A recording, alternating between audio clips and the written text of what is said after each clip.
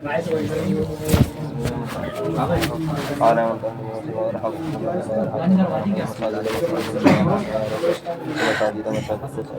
کے غیر منصرف ہونے کی شرط یہ ہے کہ اجماع میں عالم ہو. اجماع کے غیر منصرف ہونے کی شرط یہ ہے کہ اجماع میں عالم ہو، متحرک الاثر ہو یا زائد عکس الاثر ہو.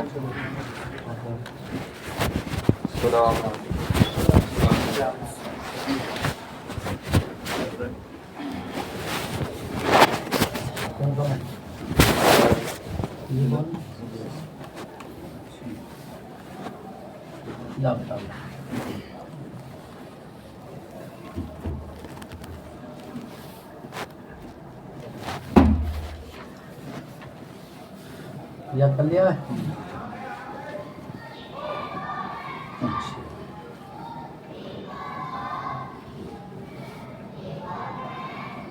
چلیے بات پڑا.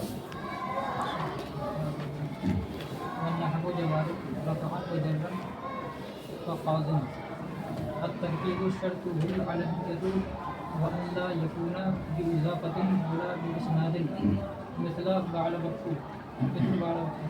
مكتوب چلو بسم اللہ الرحمن الرحیم. وَنَحْوُ جَوَارٍ رَفْعًا وَجَرًّا كَقَاضٍ، اور جیسے جوارن حالت رفعی میں اور حالت جری میں قاضٍ کی طرح ہے. ما سبق میں بات چل رہی تھی جمع کی، تو انہوں نے بیان کیا کہ جمع کے غیر منصرف کا سبب بننے کی شرط یہ ہے کہ منتہل جموع کا صیغہ ہو. 40 میں لگا تیری 40 میں ہو، اتنی کمی نہیں ہے کہ کیسے مارا پھر 40 میں. کس کے 40 میں تیرے کون ہے وہ؟ کیا ہوا 40 میں کرنے خوشی مارا پھر کل سے تو شام کو آنا، ٹھیک ہے؟ 40 میں سے وہ کر رہا ہے جیسے کوئی شادی بیاہ فنکشن ہوتا نا بہت بڑا، تو اس میں ایسے جانا ہے. بندے کی تو گھر ہو گئی رشتہ نہیں اور بات مارے جانے والے یہ بتا کبھی نہیں.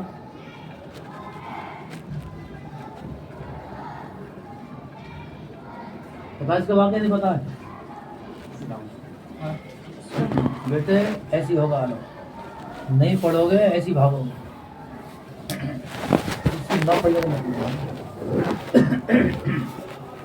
مطلب بھاگو گے زندگی پڑے جاؤ. غلام وارث بھاگا، پڑھے نہیں کبھی نہیں. عامر بھاگ رہا ہے، وہ پڑھے نہیں کسی کا، خالی موبائل چلا ہے. کیا کرو گے؟ ایسی ہوگا جب نہیں پڑھو گے. یہ جماعت نہیں پڑھو گے، رابع میں پہنچو گے شریعت سمجھ جائے گی، تب بھاگو گے. بھاگتے رہو. تو یہاں کہتے ہیں اور جیسے جوارن حالت رفع میں اور حالت جری میں قاضٍ کی طرح ہے. مطلب یہ ہے کہ جس طریقے سے قاضٍ کے اندر حالت رفعی میں اور حالت جری میں یا ساقط ہو جاتی ہے اور تنوین باقی رہتی ہے، اسی طریقے سے جوارن کے اندر حالت رفعی اور حالت جری میں یا حذف ہو جائے گی اور تنوین باقی رہے گی. کہا جائے گا جاءنی جوارن رأیت جواریہ ومررت بجوارن.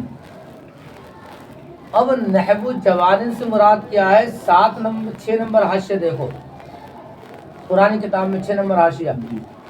المراد بنحو جوارن، مراد نحو جوارن سے کیا ہے؟ کل جمع منقوص علی وزن فواعل، ہر وہ جمع منقوص جو فواعل کے وزن پر ہو. جمع منقوص جو فواعل کے وزن پر، چاہے یہ یائی ہو جیسے جواریو ناقص یائی ہے، یا بابی ہو جیسے دواعن. دواعب اصل داعبن تھا، یہ کیا تھا؟ دواعبن، تو ناقص بابی ہے. تو کہتے ہیں کہ یہاں پر ناقص بابی ہر وہ جمع منقوص جو فواعل کے وزن پر ہو، ناقص بابی ہو یا ناقص یائی ہو، تو کہتے ہیں کہ ایسی جمع جو ہے حالت رفعی میں اور حالت جری میں قاضٍ کی طرح ہے. کہ جس طریقے سے قازن کے اندر سے حالت رفیع میں اور حالت جری میں یا حذف ہو جاتی ہے، تنوین باقی رہتی ہے، اسی طریقے سے جوارن کے اندر جو ہے حالت رفعی میں اور حالت جری میں تنوین موجود رہے گی اور یا کو حذف کر دیا جائے گا۔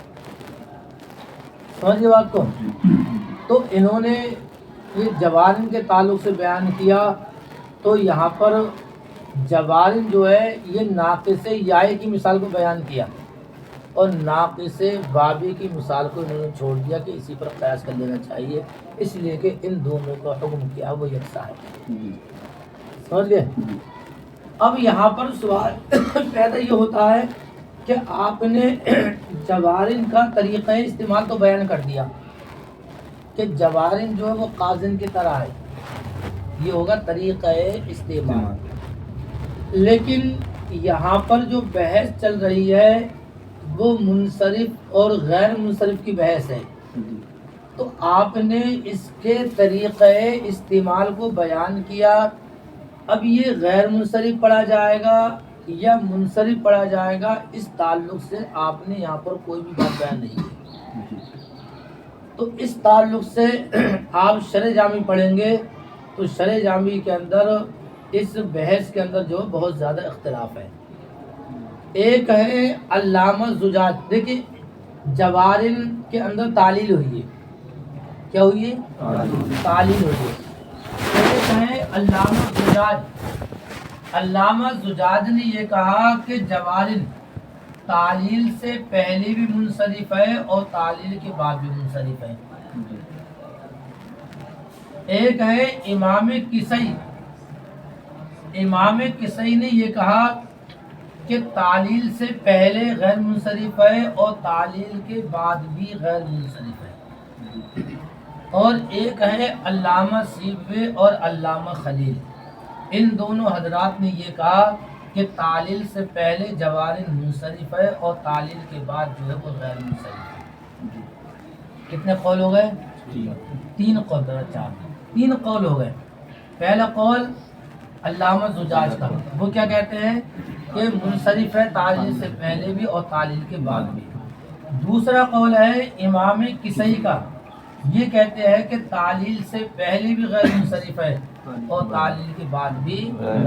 اور ایک ہے علامہ سیبوی اور علامہ خلیل، ان دونوں حضرات نے یہ کہا کہ تعلیل سے پہلے منصرف ہے اور تعلیل کے بعد غیر منصرف ہے۔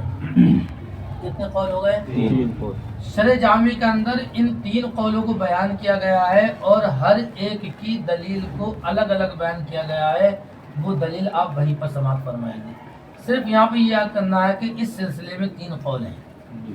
اب رہا تعلیل سے پہلے غیر منصرف ہونا اور تعلیل کے بعد منصرف ہونا، تو اس تعلق سے علامہ جامی نے یہ بیان کیا ہے کہ تعلیل سے پہلے غیر منصرف ہونا اور تعلیل کے بعد منصرف ہونا یہ ایسا قول ہے جس کی طرف کوئی نہیں گیا ہے، یہ کسی کا قول نہیں۔ سمجھ گئے کتنے قول ہو گئے؟ تین قول ہیں کہ زجاج نے کیا کہا کہ پہلے اور بعد دونوں میں منصرف، کسی نے کیا کہا پہلے اور بعد دونوں میں غیر منصرف، اور علامہ سیبوی خلیل نے کیا کہا تعلیل سے پہلے منصرف اور تعلیل کے بعد غیر منصرف۔ اب رہا یہ قول کہ تعلیل سے پہلے غیر منصرف اور تعلیل کے بعد منصرف ہونا یہ ایسا قول ہے جس کی طرف کوئی نہیں گیا ہے، یہ کسی کا قول نہیں۔ سمجھے بات کو؟ دیکھو وَنَحْوُ جَوَارٍ رَفْعًا وَجَرًّا کا قازن، اور جیسے جوارن حالت رفعی میں اور حالت جری میں قازن کی طرح ہے۔ الترکیب شرطہ العلمیۃ، ترکیب، ترکیب کا لغت میں معنی آتا ہے جوڑنا اور ملانا، جوڑنا اور ملانا، اور اصطلاح میں ترکیب کا معنی آتا ہے کہ دو یا دو سے زائد کلموں کو ملا کر ایک کر دیا گیا ہو اور کوئی بھی کلمے کے اندر کوئی بھی حرف جو ہے کلمے کا جز نہ بنے، کلمے کے اندر کوئی بھی حرف کلمے کا جز نہ بنے۔ اصل میں یہ قید شرح جامی کے اندر ہی بیان کی گئی ہے کہ کلمے کے حرفوں میں سے کوئی بھی حرف جو کلمے کا جز نہ بنے یہ قید اس لیے لگائی کہ اس سے جو ہے النجم اور الساق جو ہے ان دونوں کو نکالنا ہے. کیوں؟ اس لیے کہ النجم جو ہے وہ نجمون اور الف لام سے کیا مرکب ہے، اور الساق جو ہے ساق اور الف لام یہ دونوں سے مرکب ہے. لیکن یہاں پر جو ہے الف لام جو وہ کلمے کا جز ہو گیا، تو اس کو مرکب ترکیب نہیں کہا جائے گا، بلکہ ترکیب یہ ہے کہ دو کلموں کو ملا کر ایک کر دیا گیا ہو اور کلمے میں کوئی بھی حرف جو ہے کلمے کا جز واقع نہ ہو. جیسا کہ بال بک، کیا ہے؟ بال جو ہے ایک بت کا نام ہے، اور بگ جو ہے اس شہر کے بانی کا نام ہے.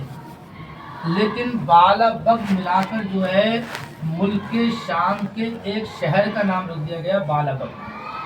تو بال الگ تھا دو کلمے، اور بگ الگ تھا. بال بت، بگ جو شہر کا بانی، تو دو کلموں کو ملا کر بال بگ کہا گیا، ایک کلمہ کر دیا گیا. اور یہاں پر کوئی بھی حرف جو ہے کلمے کا جز نہیں ہے، اور یہ ملک شام کا جو ہے ایک شہر ہے. بات سمجھ آ رہی؟ انہوں نے ترکیب کے لیے 3 شرطوں کو بیان کیا ہے.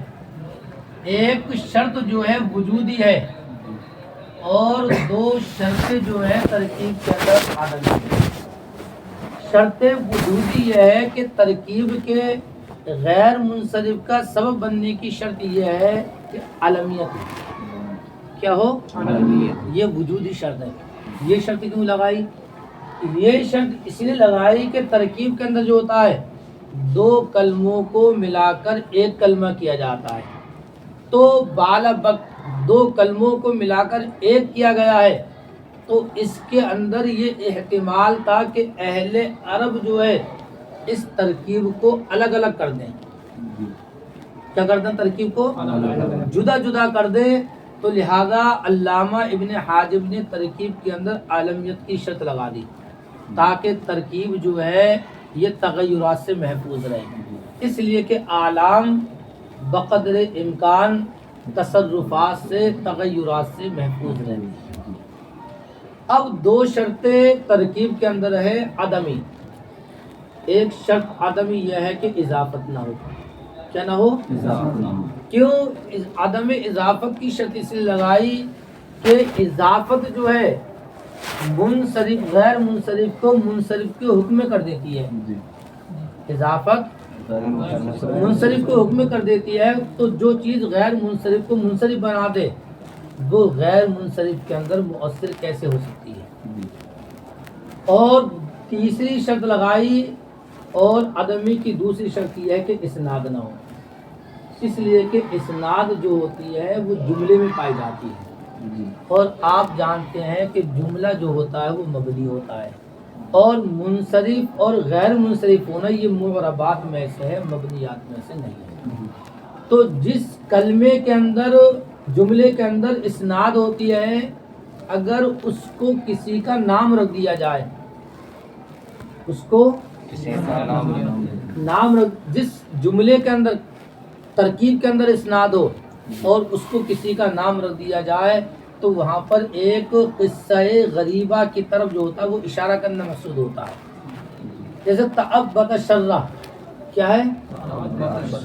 تعبتا، یہ تعبت مانا تو بغل میں دبانا، اور شر مانے شر، اس نے بغل میں شر کو دبا لیا، اور شر سے مراد کیا ہے؟ سانپ ہے. تو تعبت شرہ جو ہے یہ جملہ ہے، اور اس کے اندر کیا اسناد ہے. اور یہ تعبت شرہ اس جملہ جس کے اندر اسناد ہو کسی کا نام رکھ دیا جائے تو اس سے جو ہے ایک قصہ غریبہ کی طرف اشارہ کرنا ہوتا ہے. تو تعبت شرہ جو ہی ایک عورت کا نام رکھ دیا گیا. اور واقعہ یہ تھا کہ جب یہ لکڑیوں کا گٹھر جنگل سے لا رہی تھی تو لکڑیوں کے اندر گٹھر اس کی بغل میں تھا، اور سانپ جو تھا پھن نکالے اسی گٹھے میں بیٹھا ہوا تھا لکڑی کے گٹھر میں. تو جب یہ عورت جا رہی تھی تو لوگوں نے دیکھا، تو لوگوں نے کہا تعبت شرہ. کیا کہا؟ تعبت شرہ. تو لہٰذا تعبت شرہ اتنا مشہور ہوا کہ اس عورت کا نام ہی تعبت شرہ پڑ گیا. کیا پڑ گیا؟ تعبت شرہ پڑ گیا. کسی نے یہ کہا ہے کہ یہ ایک آدمی کا واقعہ، بہرحال ایک عجیب و غریب قصے کی طرف اشارہ کرنا ہے تعبت شرہ سے. جیسا کہ حضرت ابو ہریرہ ان کا نام تو کچھ اور تھا، لیکن ایک مرتبہ جو ہے حضرت ابو ہریرہ جو ہے وہ بلی کا بچہ اپنے ہاتھ میں ایسے پکڑے ہوتے ہیں، تو اللہ کے رسول علیہ الصلوۃ والسلام نے فرمایا یا ابا ہریرہ، ہریرہ یہ ہرۃ کی تصغیر ہے، کیا ہے؟ ہرۃ، اے بلی کے باپ، اے بلی کے باپ، تو اللہ کے رسول نے ابو ہریرہ کہہ دیا، تو تبھی سے ان کا نام جو ابو ہریرہ پڑ گیا۔ بہت سارے واقعات ہیں سمجھے؟ تو 3 شرطیں ہیں، ایک وجودی اور 2 عدمی۔ الترکیب شرطہ العلمیت، اور ترکیب کے غیر منصرف کا سبب بننے کی شرط یہ ہے کہ عالمیت ہو، وہ اللہ یکون باضافت ولا اسناد، اور نہ اضافت ہو اور نہ اسناد ہو، جیسے بالا بکا، کیا ہے؟ بات پوری ہے۔ ایک اور پڑھ لو، الالف والنون، دیکھیے الف نون زائدتان، اس تعلق سے الف نون زائدتان یہ غیر منصرف کا سبب ہوتے ہیں، اور یہ الف نون جو زائد ہوتے ہیں یہ مادے سے زائد ہوتے ہیں، اس سے مادہ، عثمان، کون؟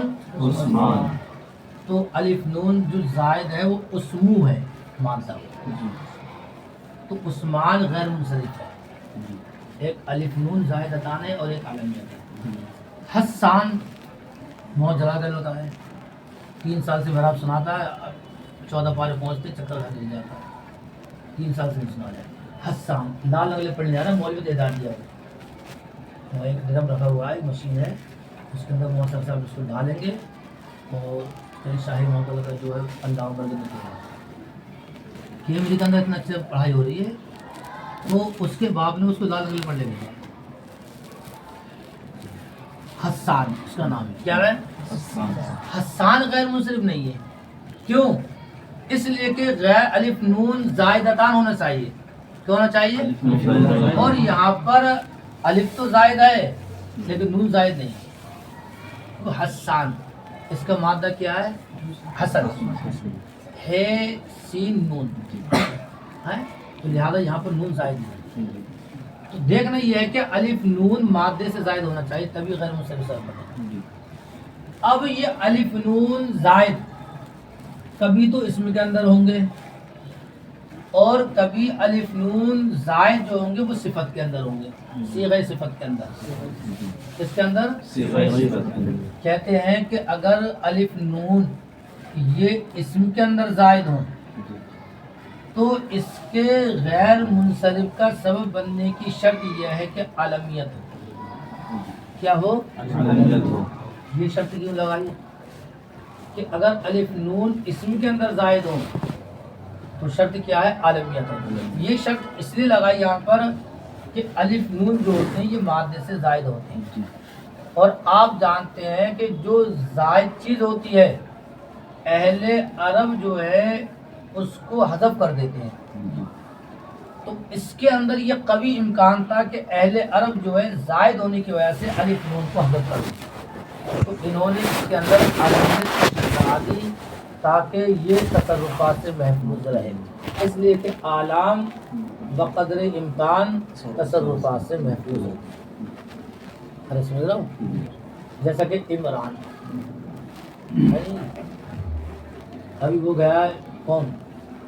شہاب جو گیا پیدل حج کو، تو سعودی عرب کے اخبار میں، عربی اخبار میں آیا ہے شاب ہندی یقطع 8470 کلم سیرن علی الاقدام لادائی فریضۃ الحج، تو کلم کر دیا انہوں نے، کلو میٹر کیا کر دیا؟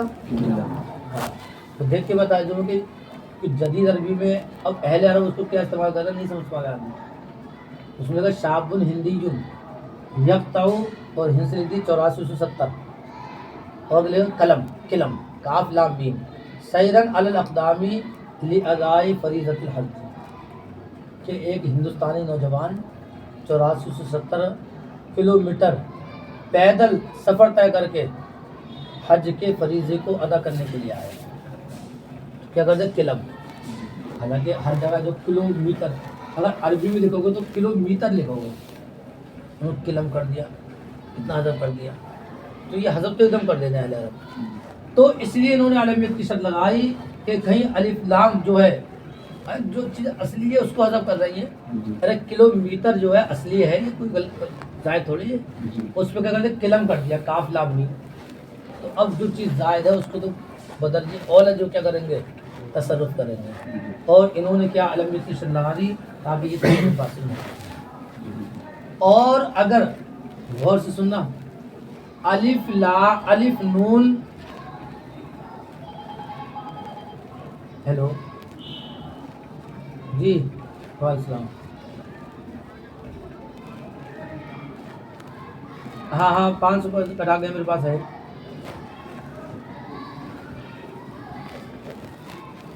اگر الف نون یہ صفت کے اندر زائد ہوں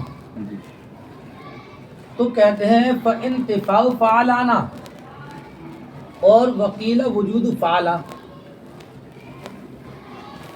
کہتے ہیں کہ اگر الف نون صفت کے اندر زائد ہوں تو اس کے غیر منصرف کا سبب بننے کی شرط یہ ہے کہ اس کی مؤنث جو ہے فعلانۃ کے وزن پر نہ آتی ہے، کس کے وزن پر؟ وقیلا، اور بعض نحویوں نے یہ کہا ہے کہ اگر الف نون زائد صفت کے اندر ہو تو اس کی مؤنث جو ہے فعلا کے وزن پر آتی ہے، وجود فعلا ہو۔ دو قول ہو گئے، پہلے والوں کیا کہا؟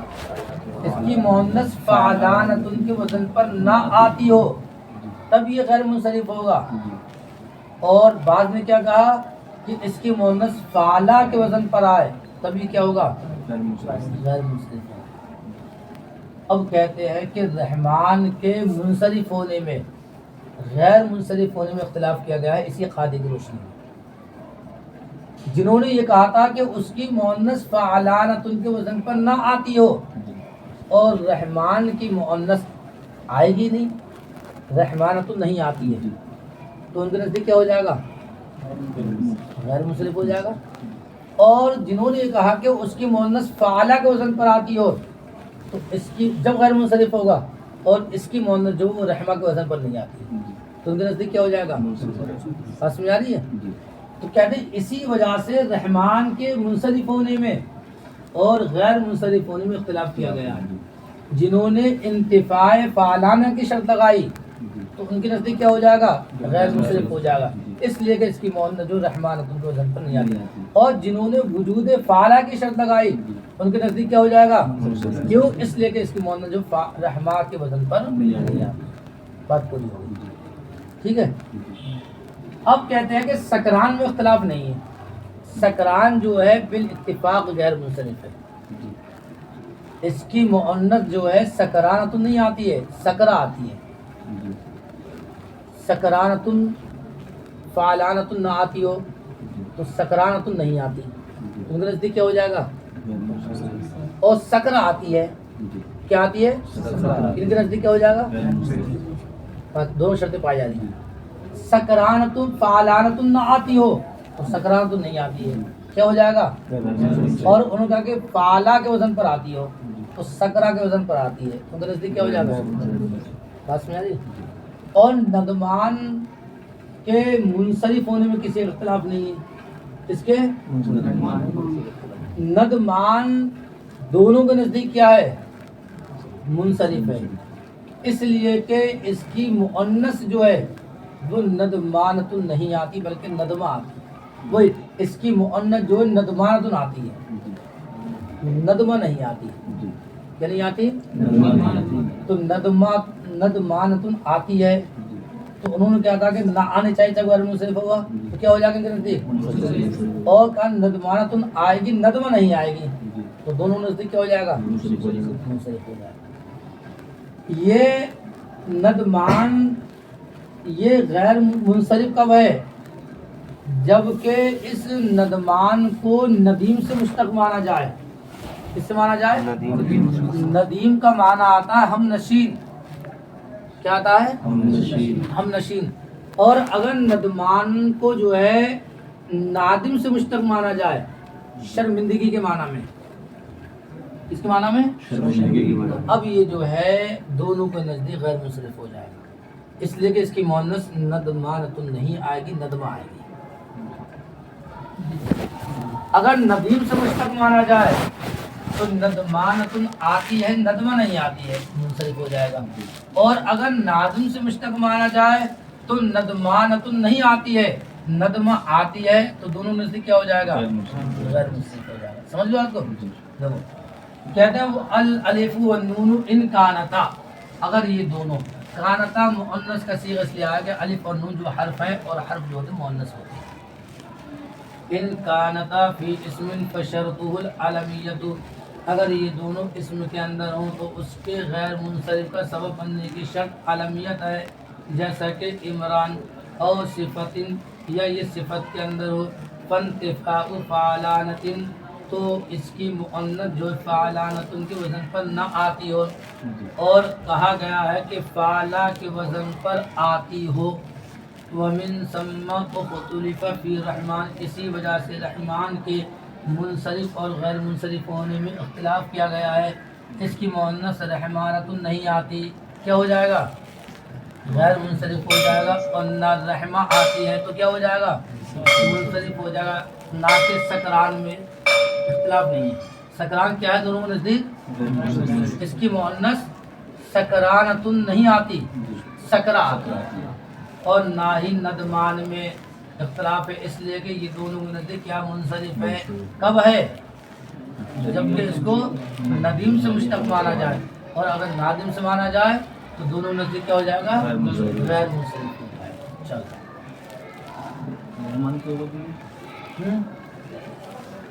غیر منصرف، اس کی مؤنث رحمانۃ نہیں آتی، مؤنث آ ہی نہیں سکتی اس کی۔ جنہوں نے کہا کہ انتفاع فعلانہ ہو تو ان کے نزدیک کیا ہو جائے گا؟ اور رحمہ کہا کہ فعلہ کے وزن پر آ جائے تب غیر منصرف ہوگا، تو رحمان کی مؤنث رحمہ نہیں آتی، نہ رحمانۃ آتی ہے نہ رحمہ آتی ہے۔ تو جنہوں نے انتفاع فعلانہ کی شرط لگائی ہے ان کے نزدیک غیر منصرف ہو جائے گا، اور جنہوں نے وجود فعلہ کی شرط لگائی ان کے نزدیک منصرف۔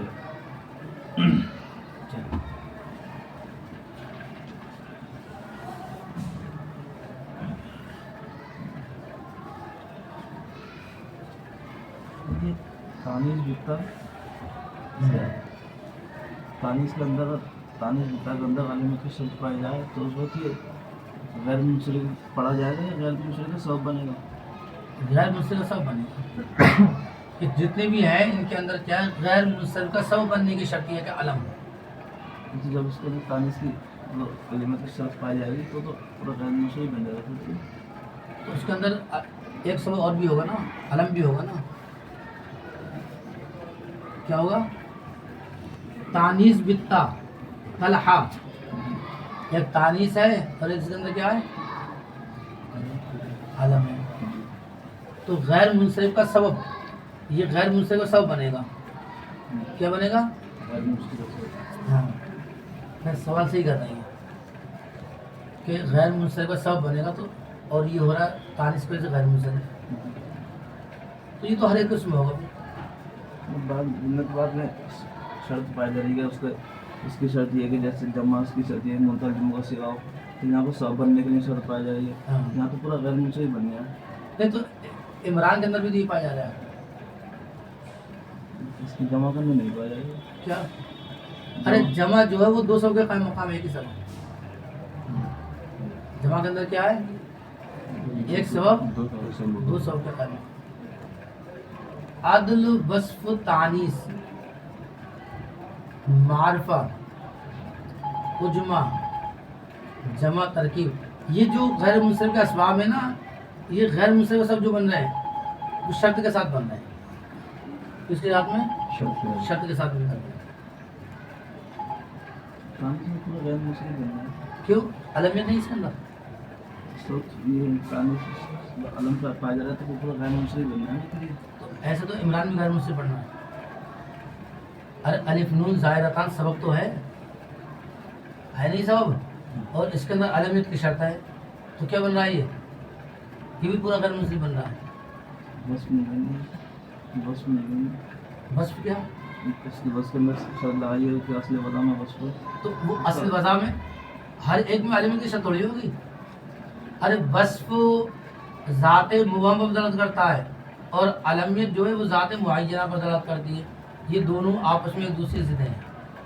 تو وصف کے سبب بننے کی شرط کیا ہے کہ اصل وضع میں وصف. اس کے اندر سبب بننے کے لیے شرط پائی جا رہی ہے. تو اس میں سبب بننے کے لیے شرط پائی جا رہی ہے, غیر منصرف پڑھنے کے لیے شرط پائی جا رہی غیر منصرف کا سبب بننے کی شرط ہے. سبب بنانا غیر منصرف کا ہے. دوسرا سبب عالمیت کیا ہے؟ عالمیت دوسرا ایک تانیث ہے اور ایک اصل میں جو معرفہ جو ہے نا وہ معرفہ جو ہے وہ عالمیت کا قائم مقام ہے. کیا کہنا چاہیے تھا؟ ویسے تو سبب جو ہے عالمیت ہے تھوڑی. عدل وصف تانیث معرفہ عجمہ جمع ترکیب وزن فعل الف زائدہ یہ اسباب ہیں. اب ان کے اندر دوسرا سبب کیا پایا جائے گا؟ عالمیت پائی جا رہی ہے. تو عالمیت جو ہے یہ کیا ہے؟ معرفہ کا قائم مقام ہے. دو سبب پائے جائیں گے نا کہ غیر منصرف وہ ہے کہ جس میں دو علتیں ہوں. دو علتیں اور دو علتیں کیا یہی ہے کہ ایک تانیث ہے اور ایک کیا ہے؟ عالمیت. یہ علت ہے. ایسے ہی ترکیب کے اندر ہے ایک ترکیب ہے اور ایک کیا ہے؟ عالم ہے. ہر اس میں یہ کہو گے آپ.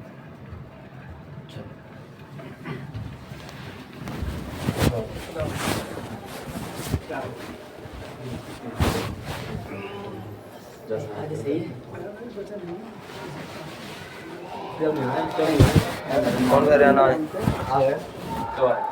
پڑھا رہے ادھر مولانا سبھی آ گئے ہیں.